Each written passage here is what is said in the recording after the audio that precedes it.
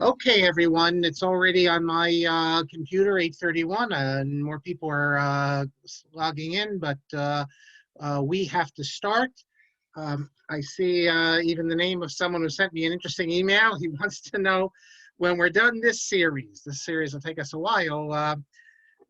He wants to know if we can do a talk on, he says, I notice from time to time you refer to interesting, obscure, or controversial svarim which you have been able to acquire. And many of them seem to have quite a story behind them, maybe a series on sensational svarim. So, but we got a ways here because we're only 1/3 of the book way through. Okay, a couple of things before we begin. And today is going to be focused a good deal on history. Especially you'll see in a minute. I just want to follow up on a couple of things we said last time. If anyone's interested in Rav Mazuz's new Parsha sheet, he returns to the coffee issue. There must have been some pushback, and now he says if you want to make the bracha on it, you can, although he still says if you just drink it black. Apparently some people are interested in coffee. A number of people were very fascinated by what I showed you last class, the joint prayer, interfaith prayer, whatever you want to call it. One of you who's listening now wrote to me that it's a shanda. But I want to read you the actual text of the prayer. They all read the same thing, some of it. God of the first and of the last, God of all creatures, Lord of all generations, he arouses those who sleep and awakens those who slumber. He heals the sick, opens the eyes of the blind, raises those who are bowed down, etc., etc. Hundreds of thousands have died, millions have fallen sick. Save, we beseech thee, O Lord. We entreat thee, O Lord, send prosperity. It's a joint prayer. There's no question about it. It's an interfaith prayer. So I said that this is unique. I've never heard of this, and most people would agree. However, Alon Goshen Gottstein emailed me. It's not actually unique. There was something else similar to that a week prior, and let me show you. Here you can see it. The same sort of thing with Chief Rabbi Amar and Rabbi Aryeh Stern of Chief Rabbi of Jerusalem. Maybe it's a little different because it says in this event, each one of the leaders said a prayer aloud to the others. I'm not sure whether because I don't see a video, whether they told the Christians not to say Jesus. And then they each prayed a silent prayer together. But it says according to their own tradition. So that's a little different. It's Jews, Christians, and Muslims together, each praying their own prayer. But it's a joint prayer. It's interfaith joint prayer. Nothing that when I told Alon Goshen Gottstein that, because he didn't believe me, but I said to him, I guarantee you, I said, this is something that in America is completely impossible. There's no way you'd have rabbis getting together with priests and Muslims to do joint prayers. It just is, it's so foreign. But there you have it. We'll see. I still don't know, and Alon doesn't know either, what exactly convinced the chief rabbis that this was something to do. The other thing I want to get to before we begin, because I mentioned it, and a lot of you, I don't think knew what I was referring to. We're going to be picking up in a minute, I should say, a couple of minutes, with Rabbi Avi Ner's letter, and we're dealing with, respecting sages if they have a different viewpoint. And somehow we got into the discussion of Rabbi Tendler, and I mentioned that Rabbi Tendler, he takes this very seriously, and he responds very sharply in all areas. That's just his personality. I want to now show you an example from Rabbi Tendler, which really plays into exactly what we were discussing.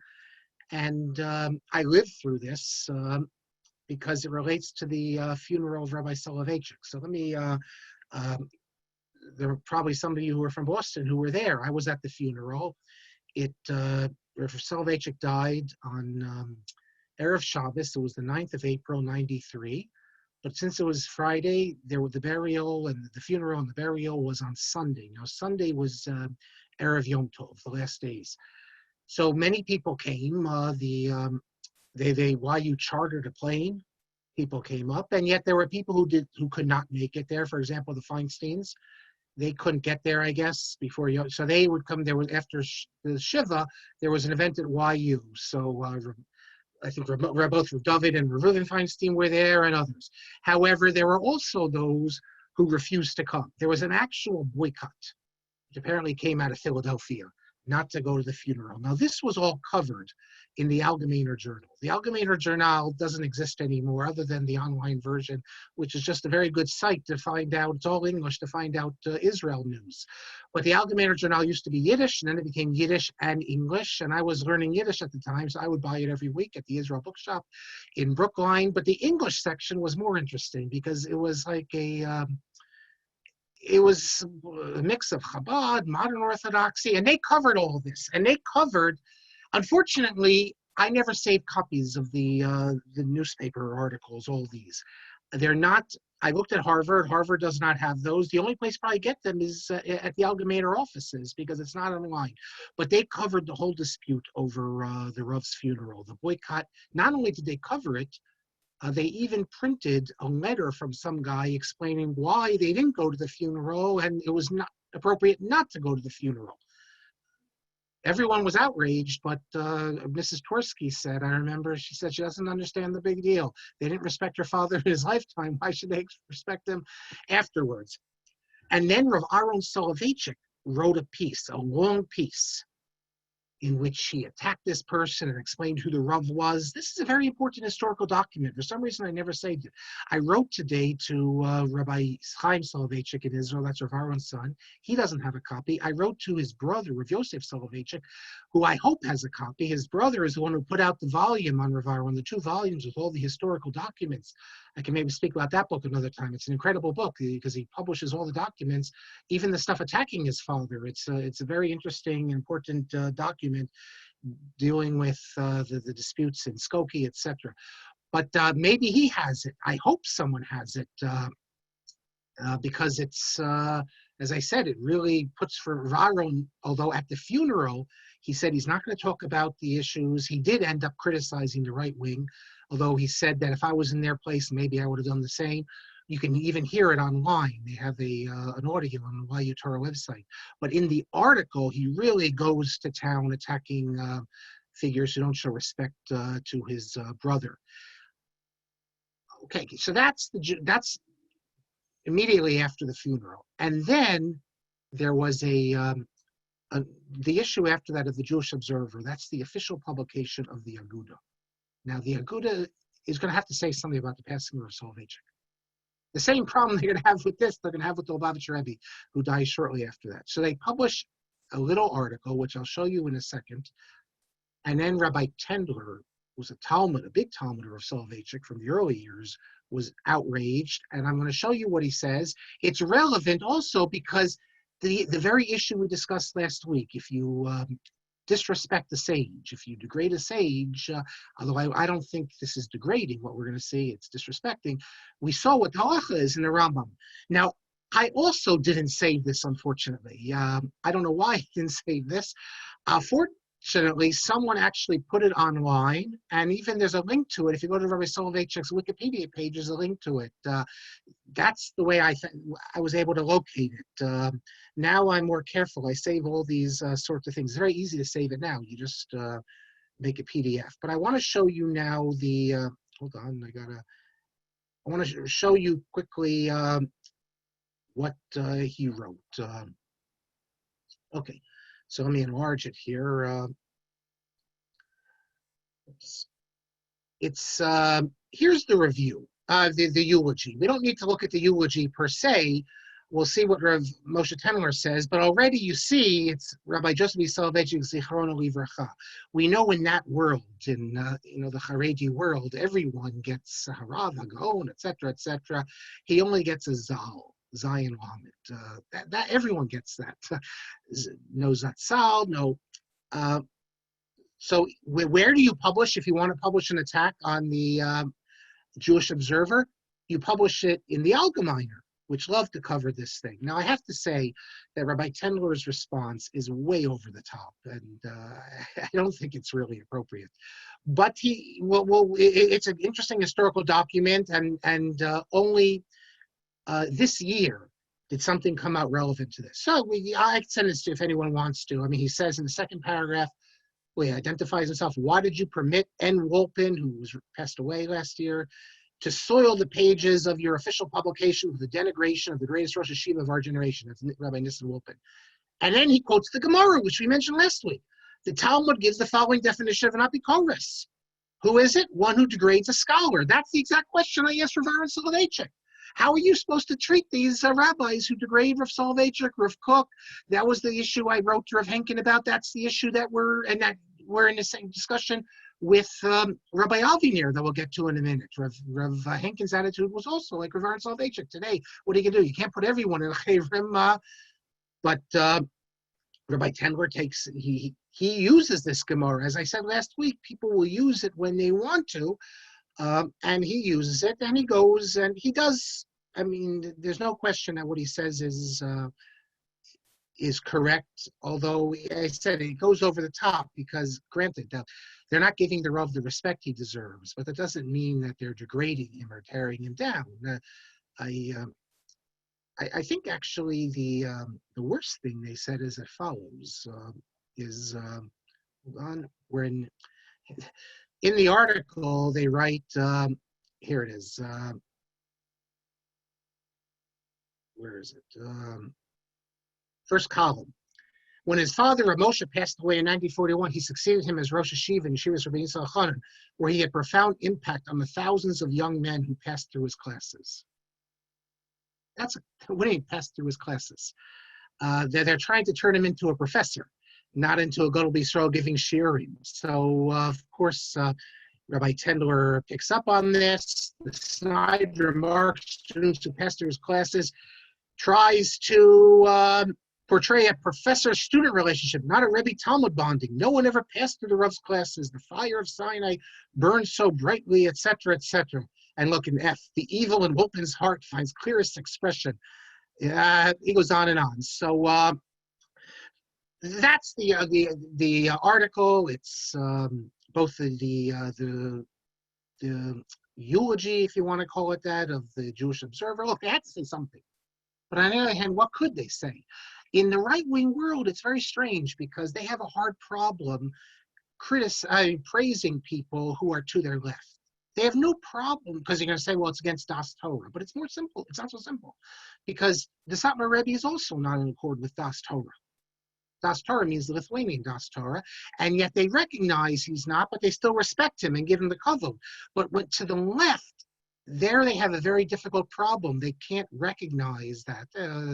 They're afraid, I guess, people will start looking at Rabbi Soloveitchik as a great Torah scholar. Let me end with one thing. And as I said, you'll have the same issue later with the Lubavitch Rebbe.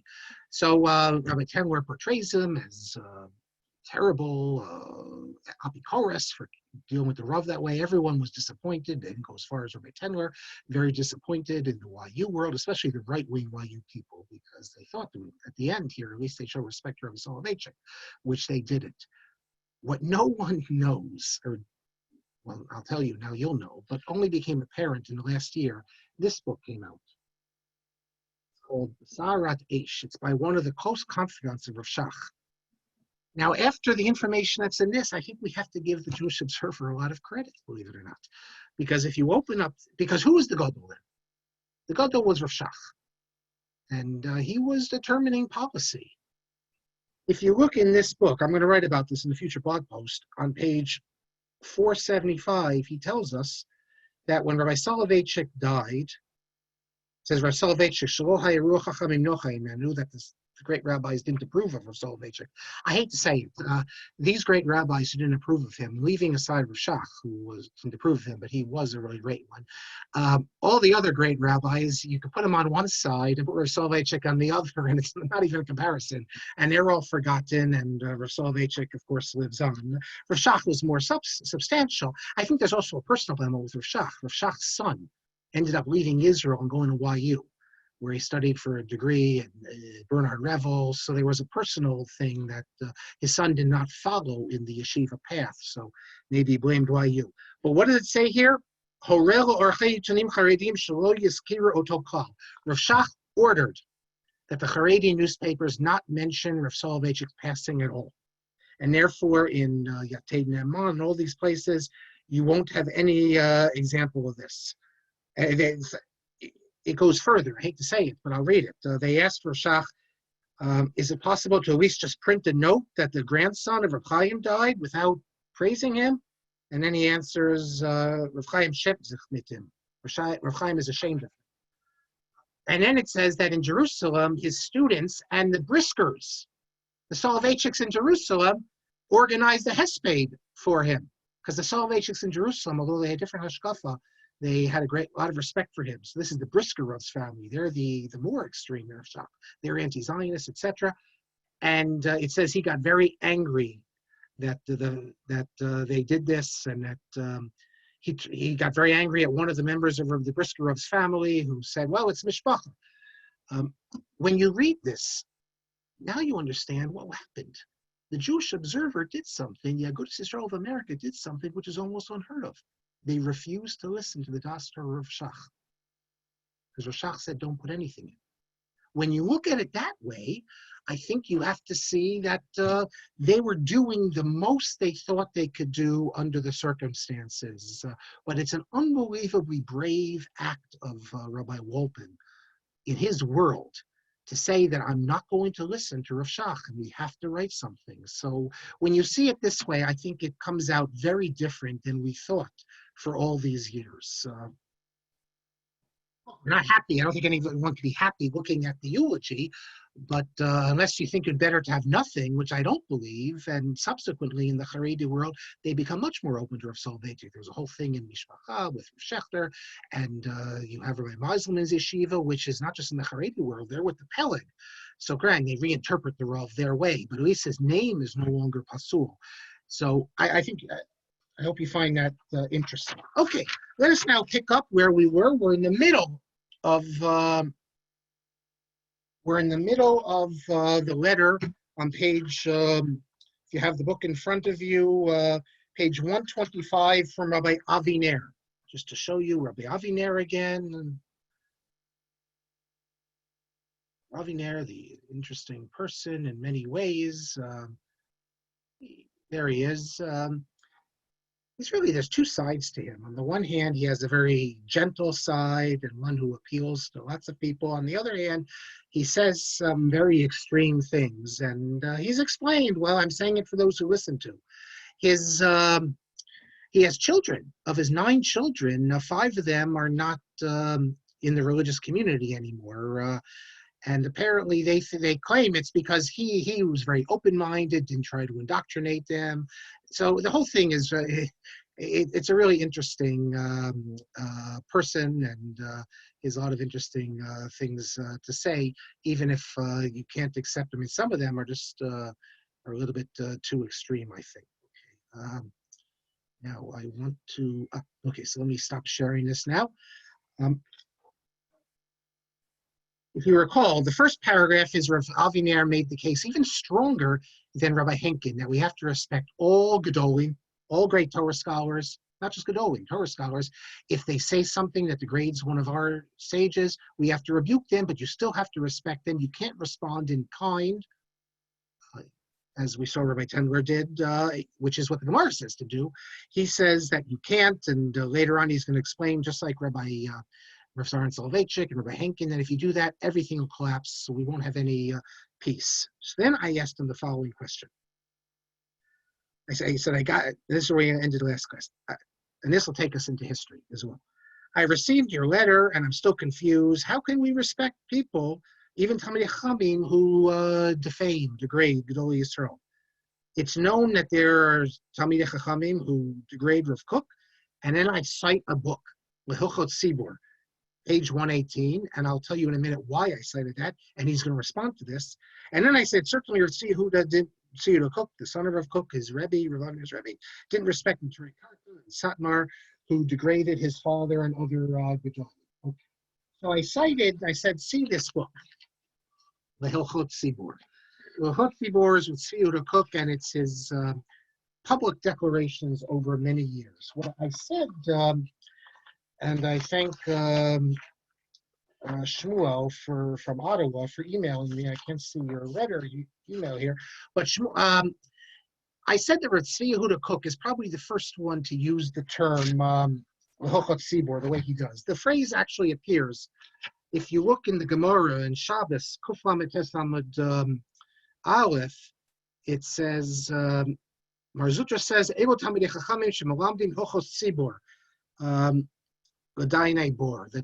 it says, it uses the phrase that Talmidei Chachamim are those who teach Hochot Sibor to ignorant Dayanim, judges. So what does Hilchot Sibor mean?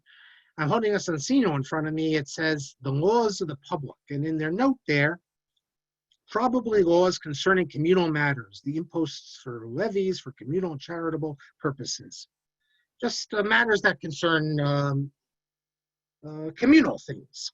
And I guess that's what it means. But I looked at Otzer Chachma, no one ever cites it. And when they cite it, they'll maybe speak about in a community, if you have to set up a tzedakah, that sort of thing. No one uses it like Rav Yehuda uses it, meaning everything, giving back land, matters of men and women, B'nai Akiva, all these sorts of things, these wide-ranging issues. That's, as far as I know, Rav Yehuda is really the first to use it. Shmuel called my attention to actually the title page of Rav Chaim Hirschenson's commentary on Horayot. We've had classes on Rav Chaim Hirschenson if you go to the Torah in Motion website, and it's a very interesting commentary. And I had forgotten on the title page itself, he says he's explaining all these matters, Nasi, Kohen Mashiach, all this is valuable for those Talmidei Chachamim who are learning Hilchot Sibor. He also uses it, but he's all referring to the political. He was very concerned about the future establishment of a state for the Jews, and you have to run it. You need, how are you going to run the parliament, etc. Rav Yehuda is much more wide-ranging. So that's the book, Hilchot Sibor. I just was looking online earlier today, and I saw a good example of this by an article from the late Rabbi Rosen from the Chomet Institute. And he used an expression which Rav Avram Shapiro said. During the withdrawal from Gaza, you had all these people making comments, coming out with statements. They should have to listen to the government, et cetera, et cetera. And at the time, Rav Avram Shapiro said, not every rebel, it means like a little rebbe, but it's a derogatory thing, is able to paskin in Hilchot Sibor. That is, matters that deal with the Jewish community as a whole. These are not local, these are not like your little matters. And in this article, Rabbi Rosen, he distinguishes between small matters. You ask a question to your local rabbi versus, where's the example he gives? Hilchot Sibor, he says, Datu Medina, Shelot Refuah, there's brain death. Kashrut, ethics, Ma'amad Heisha, Mediniyot Binulamit, international affairs, Kalkala, the economy, Bitachon, etc., etc. These are things that, the big things, you can't ask. Little rabbis don't decide these things. Sometimes rabbis have this conception, they got their cloth and now they can decide anything. They can paskin. Yeah, you can paskin. You can tell the local person, do you do this or that on Shabbos in his house? Can you heat up the tea or whatever? But on matters affecting the Jewish people as a whole, those are Hilchot Sibor. I think even these Corona tshuvot are because when the rabbi gives the tshuva, the big rabbi, it affects all of our lives, and it's sakonas nefashos. So that's Hilchot Sibor. Okay. Now I'm going to tell you what appears. When I said to in my letter to Rabbi Aviner, I said that there were Talmidei Chachamim who degraded Rav Kook, and I told him to see this book, page 118, and if you look in this book, you'll see differently than Rav Aviner says. You'll see Rav Yehuda comes out very negatively and degrades those who degraded his father. So before I explain this, I need to give you a bit of history. Incidentally, he mentions the Rav Yehuda is going to mention that in Masechet Tainit, it says you can call an insolent person a Russia. Let me tell you the history. Those who heard the classes that are Rish's Al Meltzer, you know this or you remember it perhaps, but I have to repeat it. We have a lot of new people as well. Well, actually, before I even say it, a little bit of background. The Agudas Yisrael Agudas Yisrael in Europe was an organization composed of many different types of rabbis, those who were close to Eretz Yisrael, believed in settling it, not Zionists, but close, pretty close, including anti-Zionists, and they encompassed pretty much all of Poland Orthodoxy, pretty much. Not all of them. There was Mizrahi, but for example, the Ger Rebbe, and it was a very important organization. However, in Eretz Yisrael, the branch of Agudas Yisrael in Eretz Yisrael was what is known as the Eda Charidit, Rav Sonnenfeld and later Rav Dushinsky. And the Eda Charidit, this group, always had a very big extremist segment. When I say an extremist, I mean the most terrible things said about Rav Kook and Rav Tzipia Frank and others.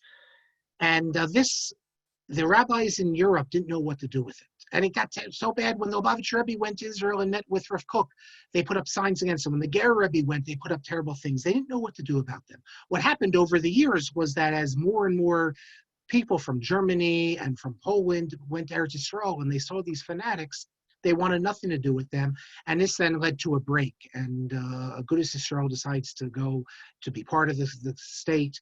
And the old Agudas Yisrael, which was the Aguda in Eretz Yisrael, the old Yishuv, they become the Eda Charidit, which then has different branches, the Trei Karta, etc.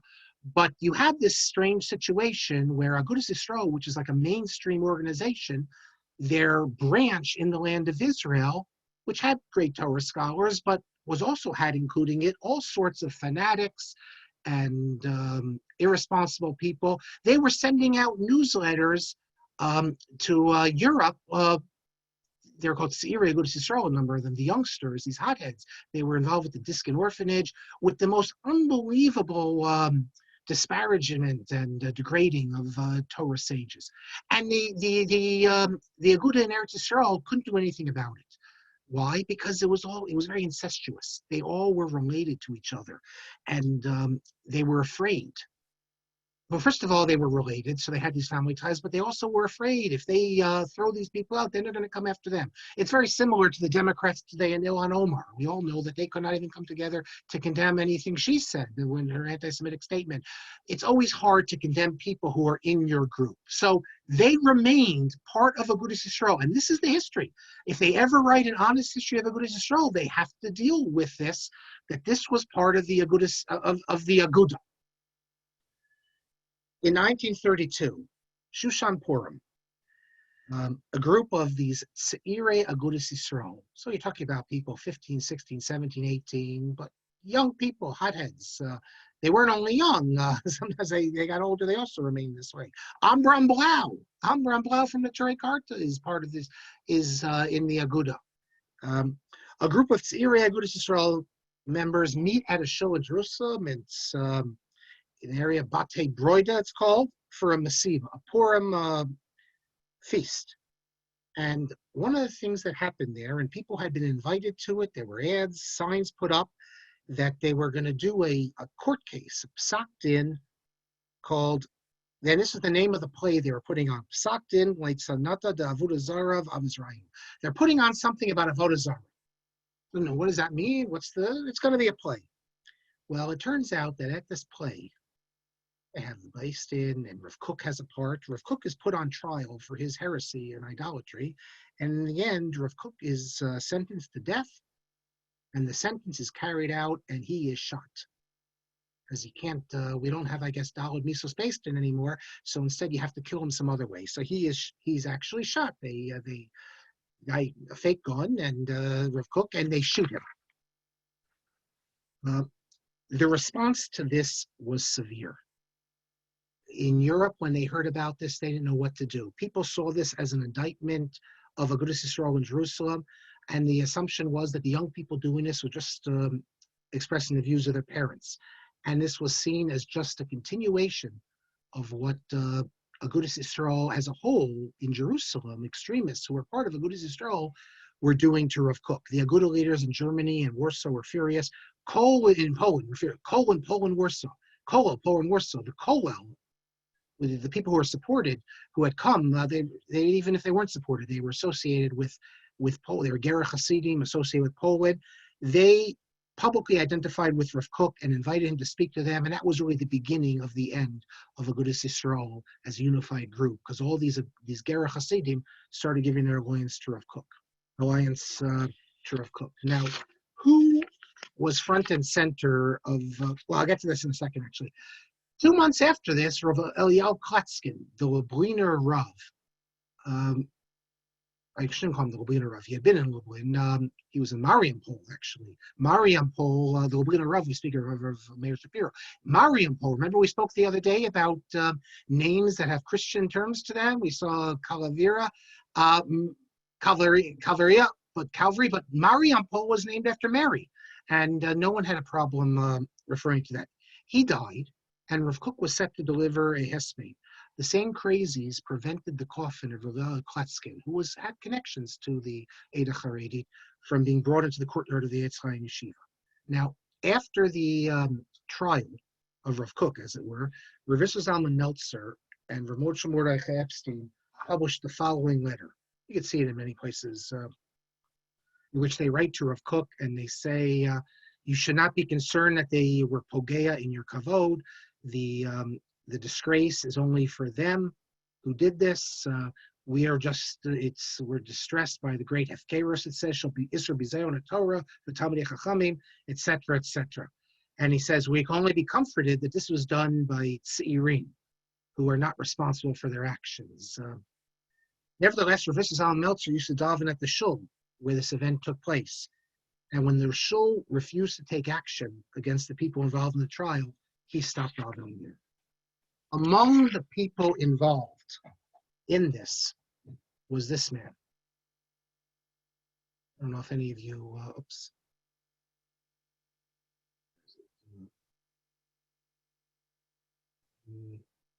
Okay, I must have, here he is. Menachem Porush. Hold on. If you read the Jewish press, he used to have a column. He was a member of Knesset from 1959 to 1994. And so what was his role in this? He gave an interview towards the end of his life. You can see the link if you go to the Hebrew Wikipedia page of Menachem Porush.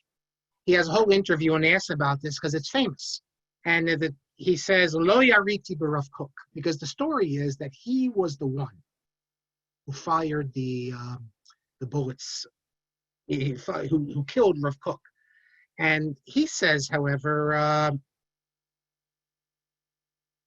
he says it's not true. He says he came to see the show, and as soon as he came in, they started the trial against Rav Kook. 3 judges, in quotes, were sitting there. One of them was my relative, Shlomo Zalman Porush. When they saw me, they said I should be Rav Kook. So the way he tells the story, he was Rav Kook, and they took the gun, and then they shot him. And he says, I didn't know what was going on. They come in, they make me Rav Kook, and then they shoot me. But the story is, and then he says that this has followed him, he says, his entire life. Here's his language. He says the people twisted it. He says, I never did this. And he says in here, this is something that's his whole life has followed him. Actually, that's the article. It says, Yeshod Parsha Achat, Asher Rodefet et Porush Kol Yamav. Because everyone knows that it was Porush who shot Rav Kook. He says it wasn't, but everyone knows it is. When I say knows in quotations. I don't think anyone in the Eidah Haredi ever denied it was him. I can't tell you whether he told the truth, whether he didn't. He obviously had reason to not tell the truth. Okay, that's the story. So now I can read you what appears in Mehilchot Tzibor, so you can appreciate what I asked Rav Aviner. And if Rav Aviner is saying we have to respect all the Gedolim, what about what we're going to see where Ritzi Yehuda said? Even before I get to that, I want to read you something else. In this book of Ritzi Yehuda Kook, Chivot Yisrael, it has a letter here written to Rav Yitzchak Meir Levin, Rav Itcha Meir Levin. Itcha Meir Levin was the brother-in-law of the Ger Rebbe. He's a signer of the Israeli Declaration of Independence. He was really the leader of Agudas Yisrael. The Ger Rebbe dies in 1948. You can see his grave. It's not far from Machane Yehuda.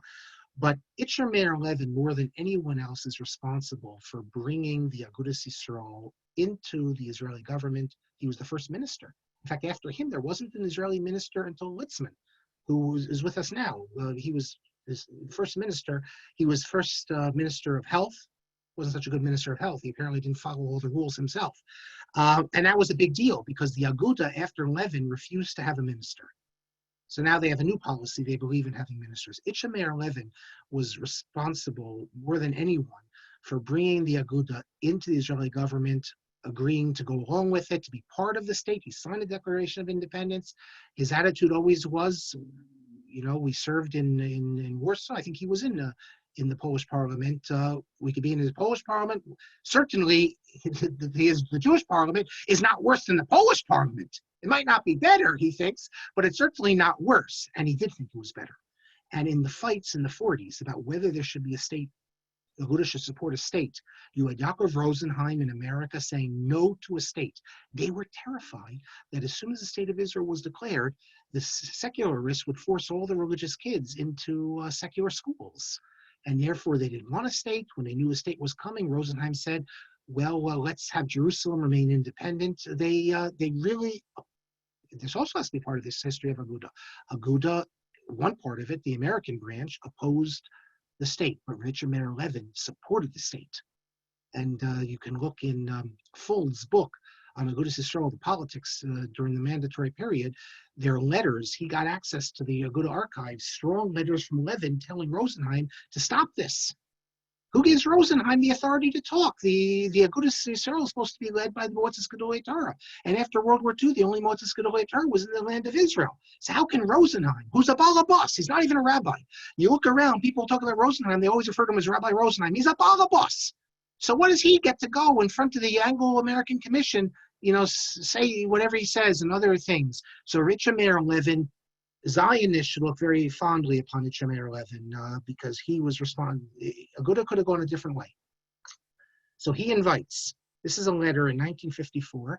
They were going to have an Aguda convention in Eretz Yisrael, and Richard Meir Levin invites Rav Tzvi Yehuda Kook to come to the convention. Why not? Rav Tzvi Yehuda is a Rosh Yeshiva. Remember his father, Rav Mitzvah Cohen Kook, was invited to come to the convention that was supposed to be in Frankfurt in 1914. Rav Kook arrives in Germany, and shortly after that, World War I breaks out. Rav Kook is stranded.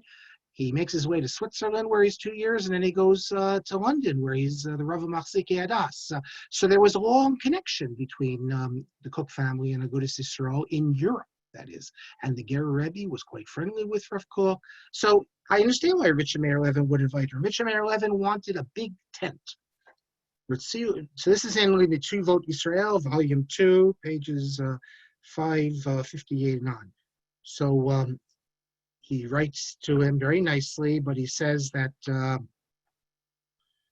how can I participate with an organization which is, since its beginnings, has all been about Perudim B'Yisrael, creating splits in Israel.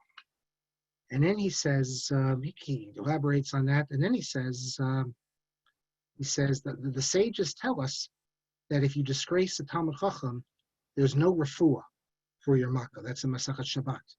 He says, alachat kama v'kama, what the people associated with Aguda did to my father. He says, and again, this is not Itcha Meir Levin's fault. He was in Europe when this was happening. This was going on in the 30s. He didn't come to Eretz Yisrael. He escaped during the war. But he says, he says,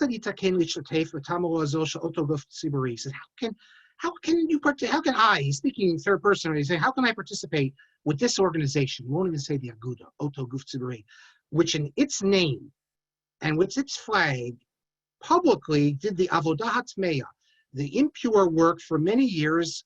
They shortened, he's saying, Aguda shortened my father's life to put out the light of Orosh Olam Yisrael V'Araita. And then he says, Aguda raised up children, Ne'arim, Noah Agudat Yisrael, who?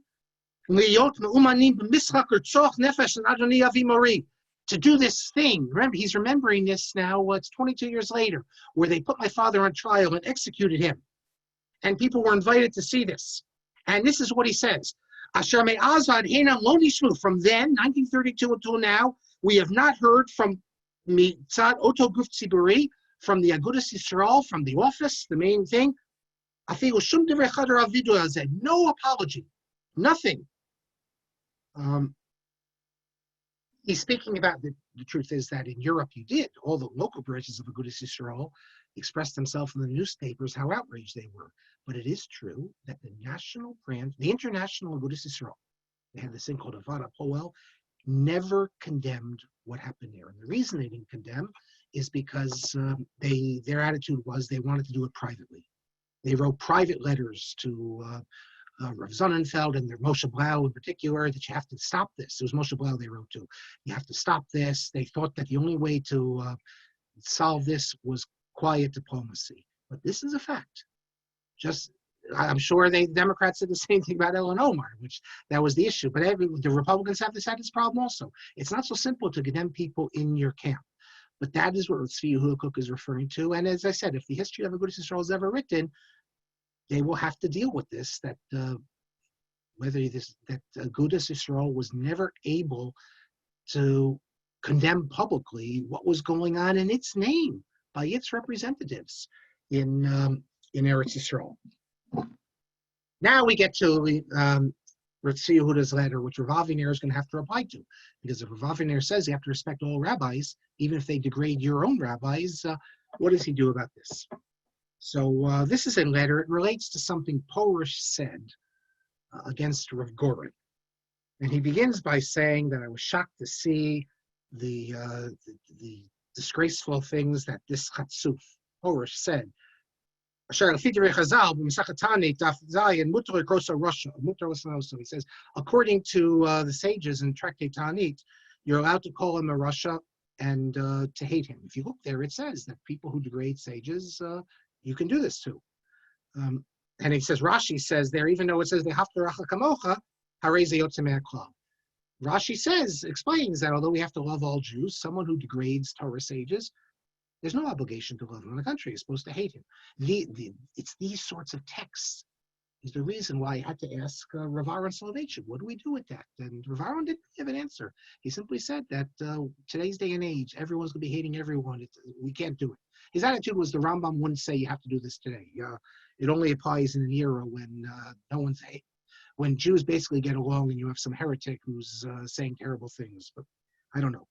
And then he goes on to says, Asher Biza Barabim, that he disgraced my father, and therefore Rizal Meltzer left the synagogue, and that he's the Nitzik, he's the representative of Anshe HaGuda, HaYadua, of the Aguda, who put out the light of the world.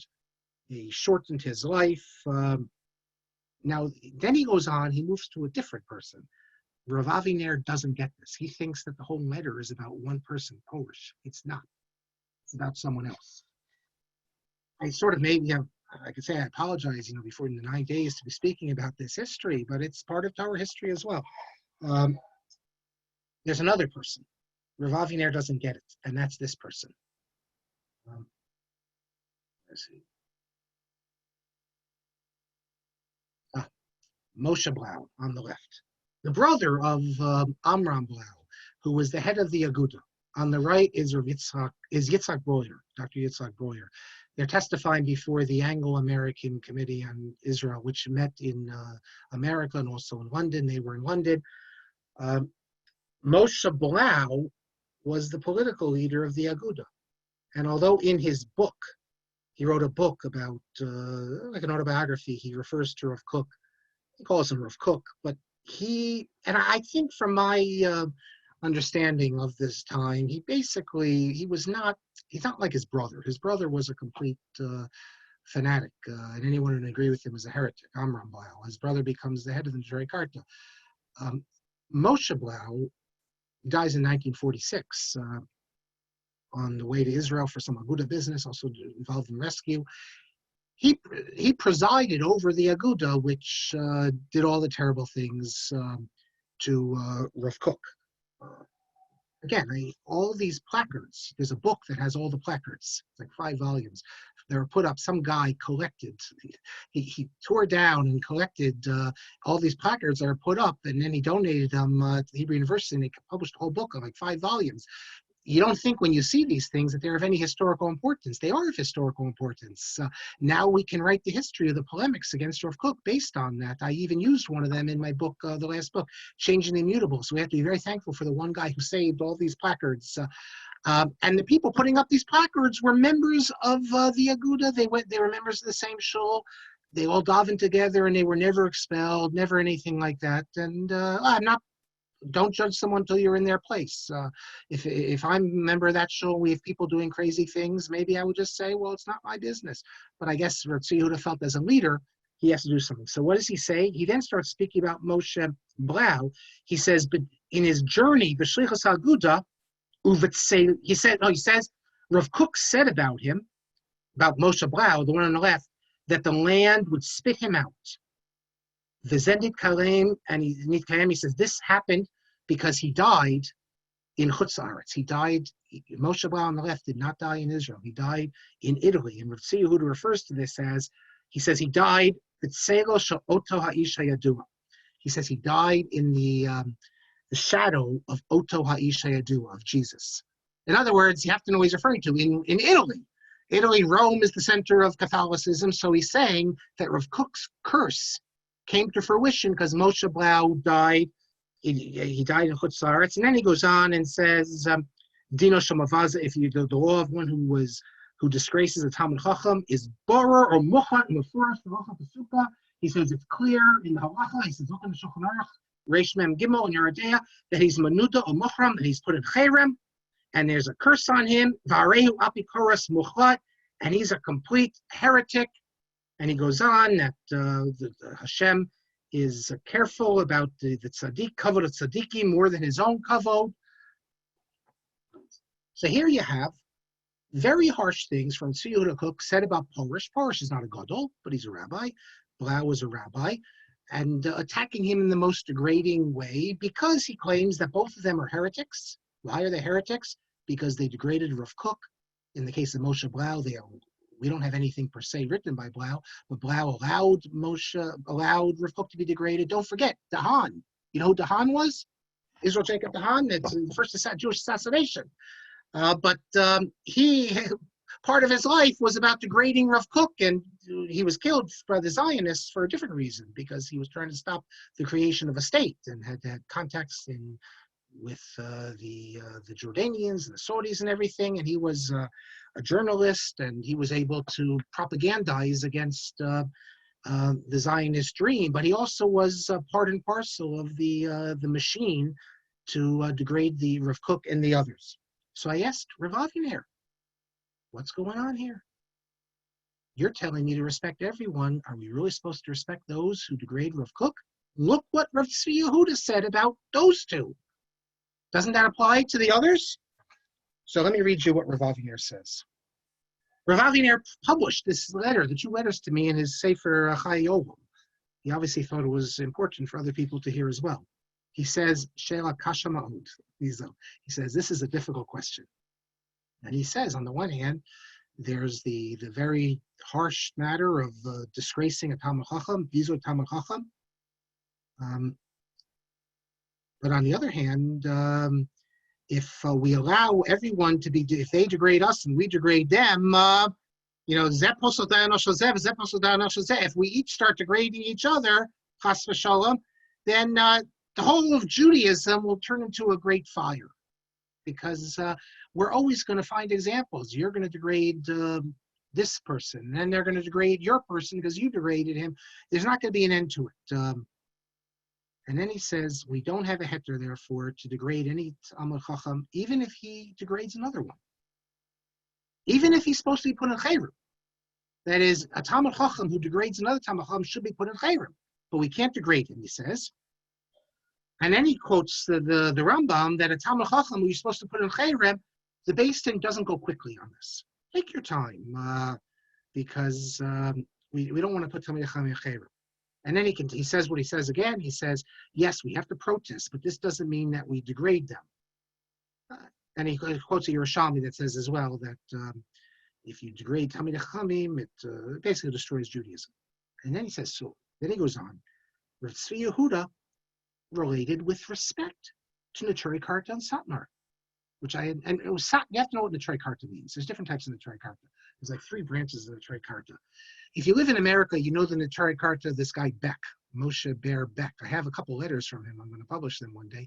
They're the ones who meet with the Iranians and who at the Israeli Day parades, they're the ones standing on the side there with the Palestinian flag and really road fame, maybe perhaps you could say, real disgraceful people. On the other hand, there's a different, the Netrei Karta Israel, there's people who have nothing to do with that. They're not the pro-Palestinians. They don't, have the flag. They just are opposed to the state of Israel. They're basically like Satmar types, or they're not Hasidim. I even have a sefer which they wrote attacking, because the guy in Muncie, Moshe Beck, in one of his books, he says that when Hamas succeeds in one of their terrorist actions to kill Jews, we are supposed to congratulate them on an action. And he quotes some Gemara. It's all about to save us. And the Netrei Karta in Israel, their attitude is like, this is the craziest thing imaginable. They're like, we hate terrorists as much as the Zionists hate terrorists. And the terrorists kill us just like they kill the Zionists. So they have nothing to do, the Netrei Karta, who I'm referring to in Israel, have nothing to do with the crazies who live in Muncie. Now, there are some crazies who live in Israel as well. But when Ritzi Yehuda speaks about the Netrei Karta, he's speaking about Amram Blau, old style Netrei Karta. And he says he showed respect for them. He says certainly he protested and he fought against their mistaken views, but he respected them. And then he says, listen to this, Ritzi Yehuda, one time Ritzi Yehuda rebuked a student who said that the Jews were killed in the Holocaust because of Talmidei Chachamim who said not to go to Eretz Yisrael. And what did Ritzi Yehuda say to them? That's exactly what the Ema Banim Smecha says, or Ritzi Yehuda says, before you speak about Eretz Yisrael, learn Kavod Talmidei Chachamim. Learn to respect Torah sages. He's not saying that the guy is wrong. And Ritzi Yehuda, as a great Talmid Chacham himself, could have made that criticism. However, it's not for students to be criticizing great Torah scholars for mistakes they made. And then it says, once he went to a chasana, a wedding of someone in Satmar, and they respected him, they treated him, they gave him kavod. And he also respected them. And I've been around enough to know that sometimes the rhetoric doesn't translate into reality. People can say all sorts of things, but on a personal level, respect is given. Now he gets to what I pointed out to in the Sefer Hilchot Tzibor. He says, those strong matters that are quoted by in the name of Ritzi Yehuda and Rav Kook, it was a special case. Again, he's wrong. He doesn't realize that Ritzi Yehuda is speaking about 2 cases here. He's speaking about Porush and Blau, but he says it's a special case that this rabbi, Porush, mirror et chayei Rav Kol b'meshech kol chayav, embittered his life all his days until he shortened the life of Rav Kook, as it says there. See, he doesn't get it. It doesn't make any sense to say this about Porush, because Porush was a young person there, and this happened in 32, and Rav Kook died in 35. And he's not, unless he's saying about Blau, and he's not referring to Porush, but the beginning of the thing deals with Porush. So I don't know. Maybe he's speaking about Blau.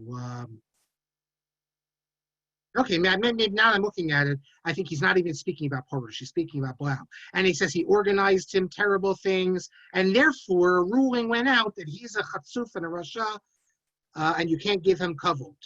But this, he says, was a special ruling.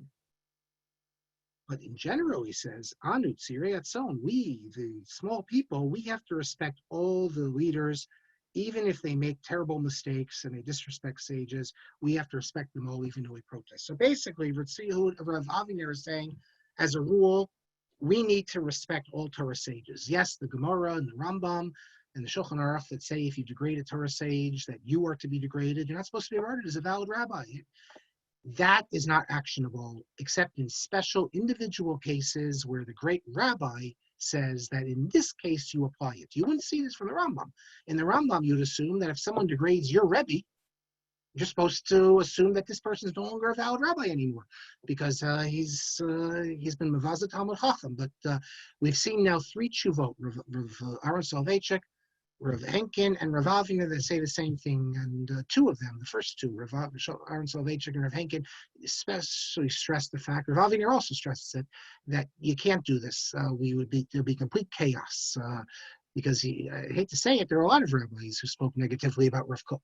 So we're going to put all them at Cherem, and then they're going to put all our rabbis in Cherem for putting them at Cherem. It's going to be like the dispute over the Rambam's works in France, where the rabbis in southern France put the rabbis in northern France in Cherem, and they put the rabbis in southern France in Cherem, and that's doesn't really get you anywhere. And that's I have to say, I think it's a good approach. It's a good way.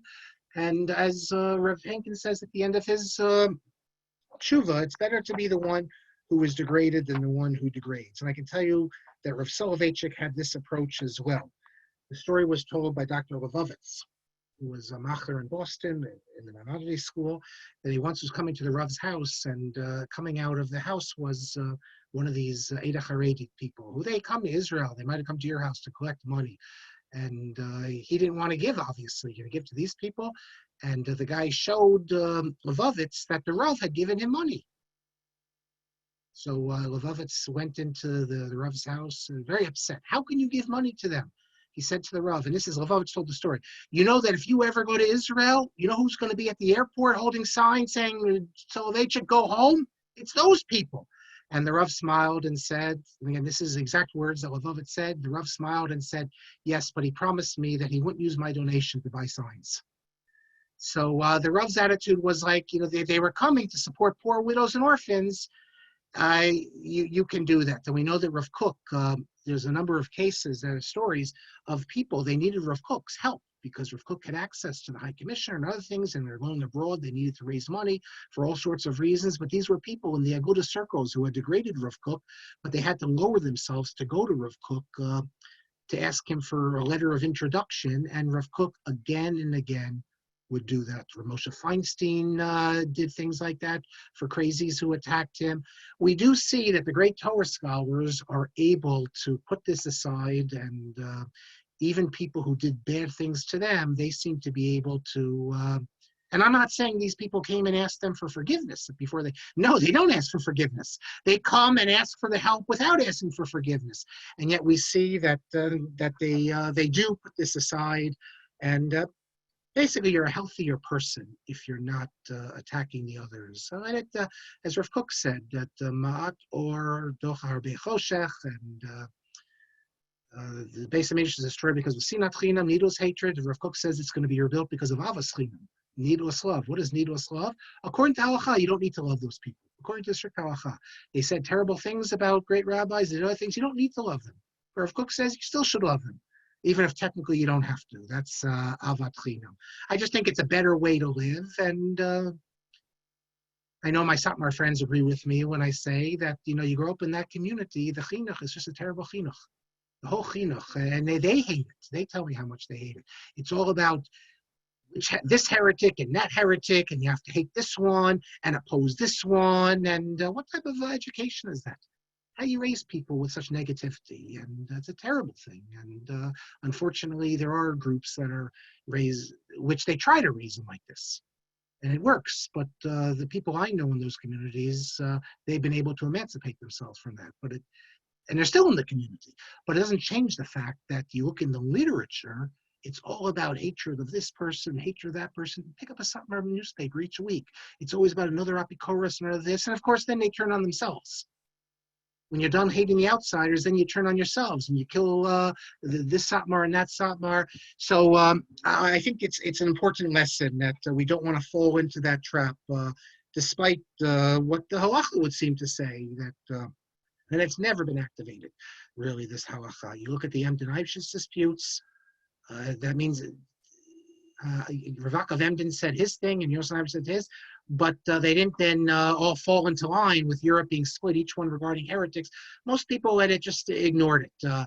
You can go down the list of disputes between great rabbis, and basically it remained disputes between the rabbis. Very rarely do the individuals get involved with this, and that's perhaps the way it should be. Okay, we spent a lot of time just on one tshuva, but it's an important one. I think it's one of the most important ones in the volume, where the whole theme of how to relate to, especially if you come from the religious Zionist world, where this is now 100 years, you're being degraded by Torah scholars. What are you supposed to do? When we pick up next week, we have, I'll get to the comments in a second, all sorts of great stuff. Schechter on the Rav, conversion stuff, good stuff. Take my word for it, lots of good stuff. And maybe next time, I'll even get to, it's not going to be next week. I'll speak to Rabbi Kelman. I'll be away next week. So I'll speak to him if we want to do it Sunday night, or we'll just skip a week. We have lots of good stuff coming on. Oh, and then we're going to get to issues of the Rambam and superstition. Most of our communities is superstitions are rampant. We'll get to that. Oh, and another one from Menashe Klein that takes us back to Brandeis University. So I will take the questions and comments now. I hope people found it of interest. Marc points out that the prayers we're seeing are not in a formal house of worship. Very important point. Yes, that is an important point. It's not in a church, of course, and it's not in a synagogue either. But it's important, perhaps. I know it's important for Rabbi Yosef and Rabbi Lau and the others. They wouldn't bring it into the synagogue, but it's not important for the Rav. It's not important for the American scene. The idea, it's still very jarring. Show it to your local rabbi. Rabbis and priests and an imam and a druze all saying a prayer together. That's the Rav was so opposed to an interfaith chapel. Kal v'chomer, actually interfaith prayer. And Rabbi Kelman says even praying their own prayer is more radical, as the chief rabbi stands like some praying Jesus. You could say that, except the difference is they're private, they're saying silently. But you're right. And if you look at the website I pulled up, the Catholic leader says he did the Lord's Prayer. That's to Jesus. So here you're praying together silently. Maybe that is worse. Yes, Baruch says the Allgemeine was edited by Gershon Jacobson of Crown Heights. I'm not sure when. Sometime in the 80s, they put an English section in. I believe that Manfred Lehman owned the English section, or he had a stake in it. I know he had a stake in it. He might have owned it. But the English section became quite interesting. They even once did a thing on me because there was a guy from Washington Heights. He wrote a review of my book on Rabbi Weinberg. It was like the only really bad review. It wasn't a bad review per se, as he dealt with Rabbi Weinberg as just an insignificant person. He was reflecting the disputes in Germany between the separatists and Rabbi Weinberg, who's not from the separatists. And then I got to reply, and it was interesting in the newspaper. Easter Sunday, Rav David and Rav Ruvain were at the Levaya, and then Shloshim. No, Rav David and Rav Ruvain were not at the Levaya. I was at the Levaya. They were not there. They were at the Shloshim in YU. You're saying Rav Malkiel Cutler was at Newark Airport and was told to go home. Apparently, he got a call from the Rosh Yeshiva in Philadelphia. This all went back to the Rosh Yeshiva in Philadelphia saying that they have to boycott it. It was very hard for Malkiel Cutler because the Rav was very close to the Cutlers, close to Rav Aharon, close to Rav Schneier. When Rav Schneier passed away, the Rav Soloveitchik paid a shiva call to Rav Malkiel, and he said to him, in these words, I was your grandfather's friend, I was your father's friend, and now I'll be your friend. And but I guess Rav Malkiel was a young man, and he's told he has to listen to the Das Torah. The Jewish Observer article is posted on the online main site website. Well, the Jewish Observer article is posted on what I showed you. Someone in Rabbi Tendler's piece, which was published in the Allgemeiner, they included the Jewish Observer piece in the middle of it. At the time, I remember feeling bad for the Jewish Observer because I didn't know what they would do. I didn't know about the Rav Shach's order, but they can't exactly come out and say Rav Soloveitchik's the great Rosh Yeshiva and all that, because that would defeat their whole purpose in their minds. They had of saying that, then why shouldn't you then go listen to Rav Soloveitchik? In their minds, if you don't accept their Das Torah, you could be a Talmid Chacham, but you can't be a gadol or a communal leader or anything like that. That's their issues. Barry says, was told Rav Avram Palm called Rav Menachem Danak and apologized for the distasteful article in the Jewish Observer and asked Mechila from Talmidim of the Rav. It's more complicated even than that, because shortly before the Rav passed away, a couple of years, a bunch of YU guys, Jeffrey Wolf and others, they published this volume in honor of the Rav. forgot what it's called, Rav, something like that. And it had letters from Rosh Yeshiva, Rav Moshe, for instance. But Rav Moshe already, in the Haredi world, they knew Rav Moshe is not reliable, because Rav Moshe was already compromised by his relationship with the Rav and also with the Lubavitcher Rebbe. But you even had Rav Gifter has an article in there. Rav Shach has another Rosh Yeshiva. Rav Shach has a letter in which he condemns the publication of this volume and criticizes how could these Rosh Yeshiva contribute to a volume in honor of Rav Soloveitchik. So the Rosh Yeshiva in America, even if they didn't, Rav Kamenetsky and others, even if they didn't agree with YU, they thought very highly of the Rav. Rav Ruderman was very close to the Rav. I don't think Rav Shach got it living in Israel.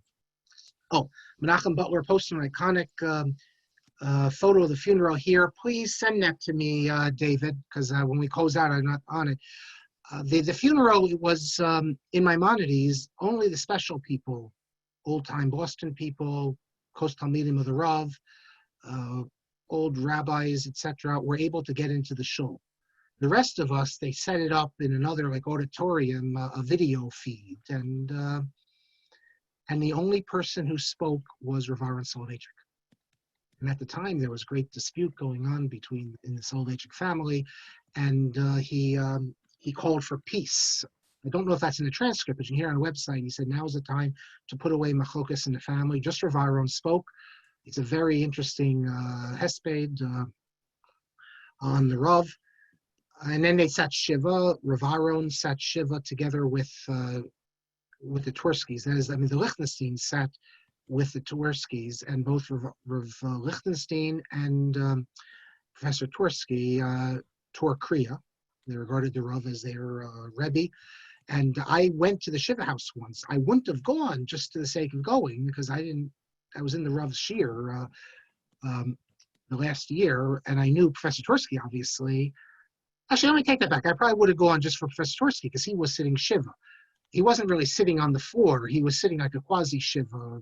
But I was given, in those days, that was before email, you had faxes. So all these faxes had come in to Professor Twersky, condolences. So I was in Cambridge, I was at Harvard, and the Center for Jewish Studies gave me a huge stack.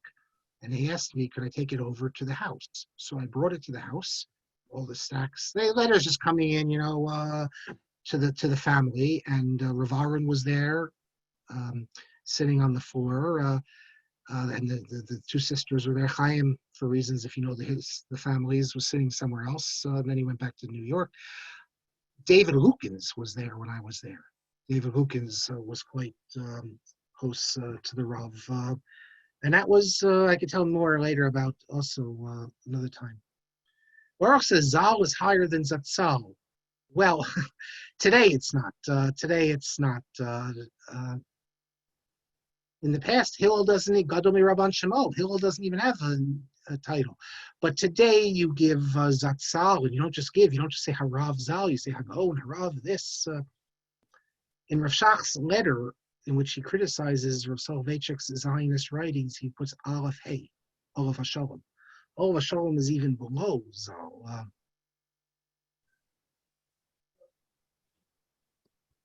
K. Shiner, Rav Shach's attack on Rav Soloveitchik was about his view against Das Torah. No, it wasn't against Das Torah per se. It was his famous drasha, in which he explains why he rejects his family tradition and becomes a Zionist. And I guess that is against Das Torah, but he doesn't mention Das Torah. He mentions really the words Das Torah. It's all about how he's breaking with Masorah. I guess that's Das Torah, but that's what it was. But it focuses on his defense of Zionism. Barry says, Dr. Belkin asked his son, Ephraim Shach, to ask his father to be Rosh Yeshiva. He refused. Yeah, but Rav Shach had been in Yeshiva HaChadash. He had already been at it wasn't a Hesder Yeshiva. It was a Zionist yeshiva. They didn't have Hesder yeshivas in those days. It was originally a yeshiva. It was established, at least I don't think it was a Hesder yeshiva. It was a yeshiva at Hadaron. It was founded by Rav Yisrael Zalman Meltzer's son-in-law. And it was a Zionist sort of yeshiva. But then the Brisker Rav told him to leave.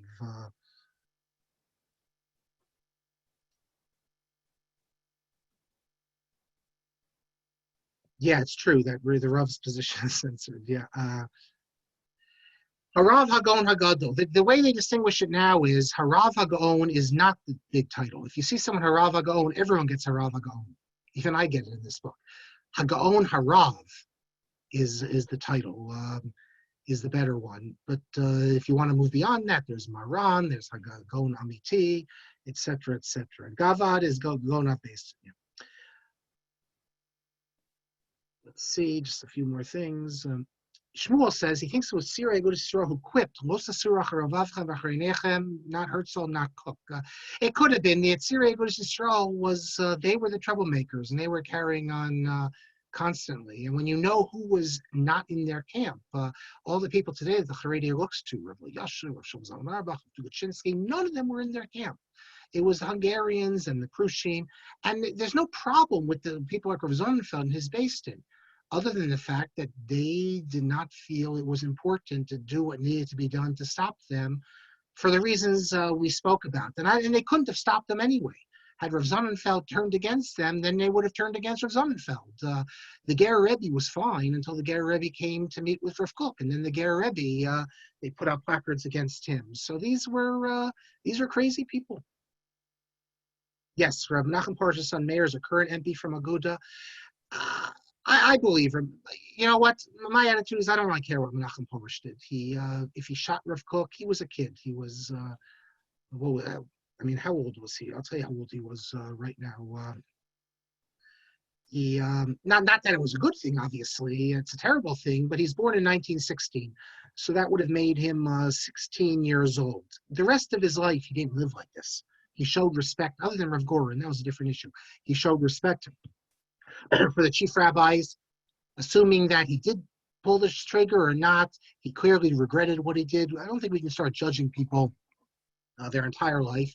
He was an Aguda member in good standing. There never were any scandals about him. He didn't steal any money, anything like that. He represented Aguda with dignity. He used to come to America.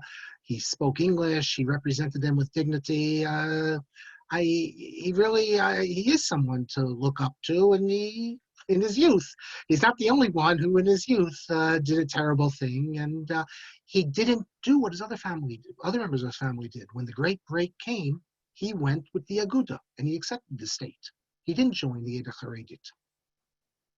And his son is a very good man, I'm told as well. One of the chief fanatics, Michael says, Yaakov Dahan, who had been a Zionist, was considered such a threat that he was assassinated in 1924 with the agreement to the Yishuv. That is correct. A lot of people don't know this. They say it's the first Jewish assassination. For a long time, we didn't know who assassinated him. Then it came out in the 1980s, mid-1980s. They even did an Israeli television did a thing on him. There's a guy who was living in Hong Kong, a former Haganah member who spilled the beans that he was the one who did the assassination. It was ordered by Ben Tzvi. If you go online in Wikipedia, you can find all the details. Dahan, are you going to say this is acceptable, halachically, morally, assassination? From the standpoint of the Zionists, Dahan, who had come, he is a Baal Tshuva. He had been intermarried. He is a Baal Tshuva, and he becomes a religious fanatic. He apparently also kept up on the side his homosexual relations, and he was involved in all sorts of stuff. But he was really the leader of the Eda Haredit, and he was pushing to create an Arab control, and they thought that he could be the end of the Zionist dream. So was that legitimate to kill someone for that? It's hard for me to think so, but that is true.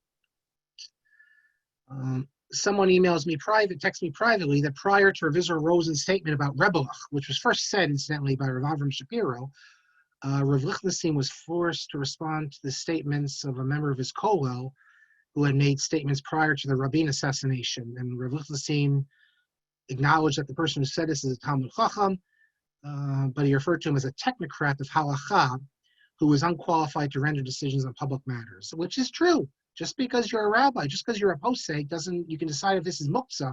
It doesn't mean if you can make decisions.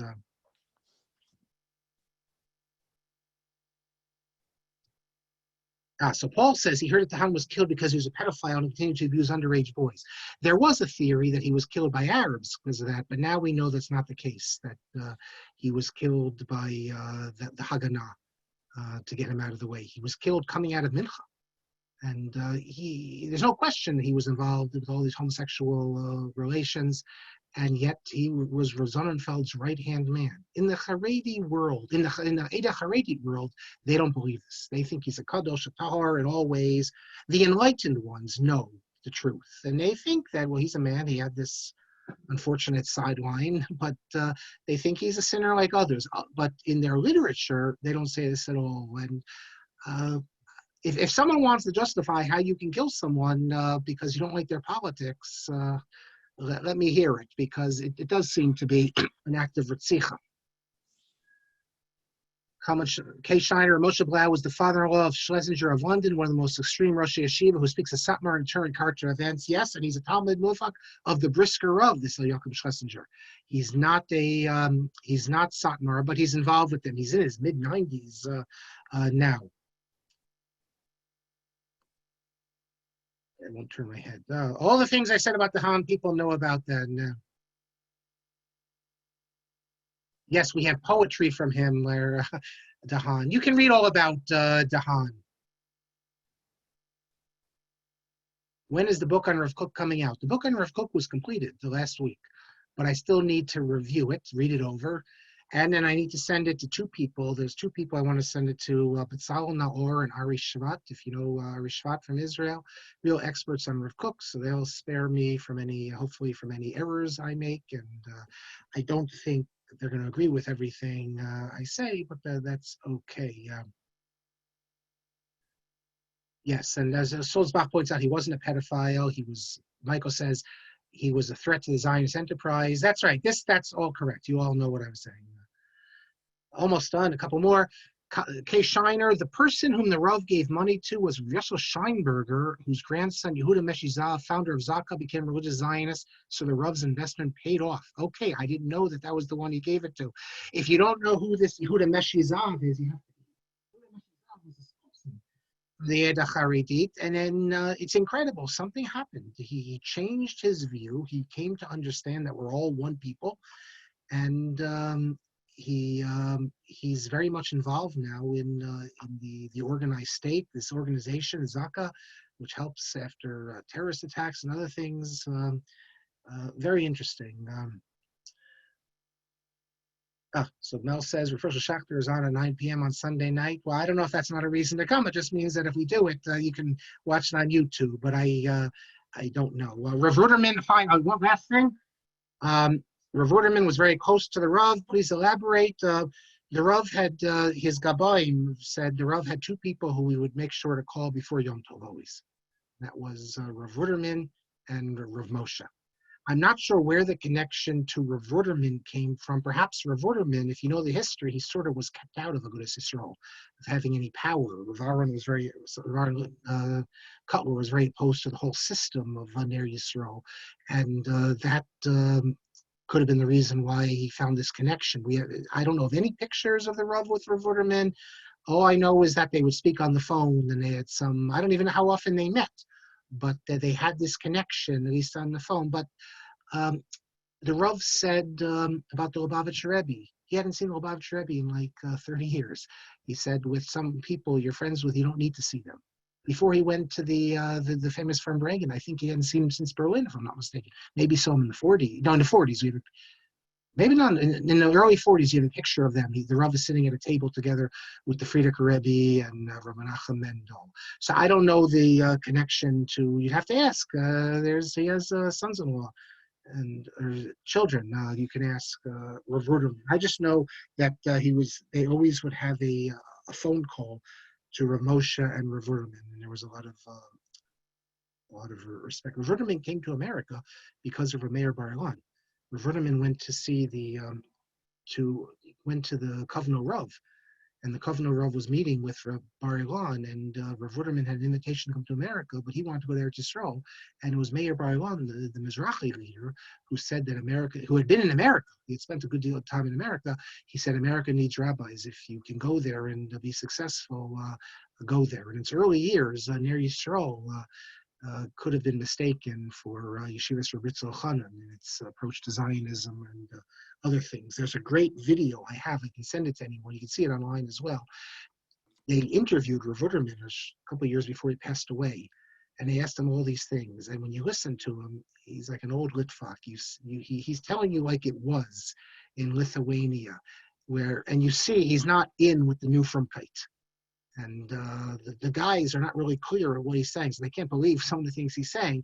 But anyone who had any experience with an old-time Rosh Hashiva Litvak, you know that sometimes they couldn't get on board with a lot of the things happening. Oh, and Shiner says that Rabbi Ruderman's son-in-law, Rabbi Weinberg, wrote an article in the Sefer in honor of Rav Soloveitchik. There's always been connections between the more right-wing YU rabbis would often send their kids to learn in Ner Yisrael. So I don't know if they do today. Today it's a very different place, but there always was these connections between Ner Yisrael and the rabbis at YU. There was back and forth. Ner Yisrael never pustled YU. And he never pustled the YU Rosh Yeshiva, and he never pustled the Rav. There's a tape also of Rabbi Weinberg speaking about Rav Soloveitchik. Rav Yaakov Weinberg. Rav Yaakov Weinberg, of course, is not Rav Soloveitchik's level, so Rav Soloveitchik doesn't need his haskama, but he is a very original thinker, an interesting person, and he speaks very highly, interestingly, of Rav Soloveitchik. He says something which I thought was disrespectful, though, but it's true, I guess. But he says that Rabbi Weinberg says that Rav Soloveitchik would rip Kriya if he heard this, but he says that Rav Moshe Soloveitchik, the Rav's father, was never at the level of the Rav. So Rav Moshe would agree with this, that the Rav, his son, was greater than him. But I don't think you can say that. Of course, the Rav wouldn't agree with it, but Rabbi Yaakov Weinberg, in speaking about them, says that Rav Moshe was never the Rav was able to, what was his words? He says that the Rav was able to surpass his father, which of course is the dream of all of us, that our children surpass us. And if you read what Rav Moshe writes, how he describes his son, you know that he thought his son was greater than him. But for the Rav, of course, his father was the greatest, other than his grandfather. In fact, the story is, and I'll end with this, that who told the story? I forgot which. It's in a few different places. I forget who asked the question when Rav Moshe was speaking about how great his son was. He's the greatest gadol and this and that. So someone asked him, we have a lot of learned people, or someone's going to know who asked him the question. So the person who was with him said, I think it might have been Shurin, said to him, this was Yaakov Kamenetsky's son-in-law, said, is he greater than the Rav? I mean, than Reb Chaim? And Rav said, no. Chas v'shalom. No one is greater than the Tati, than the father. But after Reb Chaim, Rav Moshe thought that his son was greater than all these other rabbis in America, even though they were 50 years older than him. Okay, thank you all very much. If someone, Shurin wrote about the Rav, and he had a connection to the family. This is Rav Yaakov Kamenetsky's son-in-law. Thank you all very much. I will not see you, at least not next Monday. Turin Motion will send out an email if we're skipping or what it is. Other than that, till we meet again. When we meet again, we'll get back into halacha. Some more halachic issues, conversion, etc. So I took you back in a little bit of history. Okay, Rabbi Kelman. Thank you very much. Okay, tomorrow morning, Dr. Josh Berman on Megillat Eicha as we continue our Tanakh series, a little out of order. If you haven't been coming, I encourage you to come. Every class is, of course, every day is a different book, a different teacher. So everyone is independent of the others. You can listen to the past ones on the website. Thursday, of course, we're having our all-day Tisha B'Av program. It's the same link as this, as the Monday night classes, same link on Tisha B'Av, so you don't have to re-register for that. But that's from 12 to 7 on Tisha B'Av. And another expert on Rav Kook, Yehuda Mirsky, is going to be kicking off the start. Let me just say one thing also, and when with this, unless you have something to say, Shiner tells us that Rav Nutta Greenblatt, he heard from Rav Nutta Greenblatt of Memphis, an old Talmud of Moshe Soloveitchik. He was there when his father asked for most of the questions. So that's where it comes from. Rav Nutta Greenblatt heard his father. The Rav is great, but not as great as Rav Chaim. Listen, on the Rav Smicha, the Dvar of Ram, that's the famous story. The Dvar of Ram gave the Rav Smicha in the 1920s, said the Rav was, 26 years old. He said, if all the rabbis in the world say A and Rav Soloveitchik says B, you do B. Halacha kamosa b'chol makom, it says. Right. So it wasn't only his father who sang the praises of his son. The Rav was Yachid B'mino. By the way, I'll tell you something more. That in the book on Rav Meir Soloveitchik from Israel, the Brisker, the son of the Velvel, which has all this extreme stuff, he says that we all know, that is, he's speaking from one of the Jerusalem briskers, that Rav Yosha Ber is the greatest of all of us. He's not referring to his father, he's saying in the next generation, and that if only his hashkafas would be in line with the proper hashkafas, then we all would fall in line behind him. But they acknowledge that Rav Soloveitchik is greater in learning than any of them, which is, I found really interesting. Okay, good night, everyone.